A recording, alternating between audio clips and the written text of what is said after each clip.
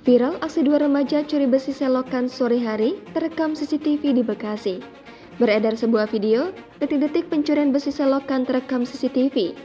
Video tersebut diunggah oleh akun Instagram @undercover.id pada Rabu 5 April.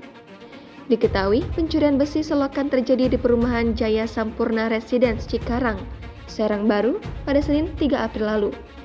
Dilihat dari rekaman CCTV, kejadian tersebut terjadi pada 15.59 sore waktu Indonesia Barat.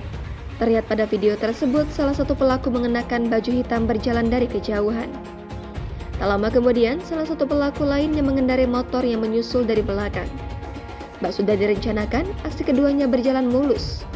Awalnya, kedua pencuri itu sempat mengobrol seperti mendiskusikan sesuatu.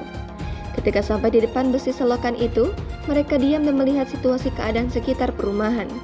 Melihat situasi yang aman, pria berbaju hitam dengan cepat mencopot besi selokan tersebut hanya dengan menggunakan satu tangan. Setelah berhasil mencopot besi selokan itu, sang pria berbaju hitam naik ke atas motor dan langsung melarikan diri.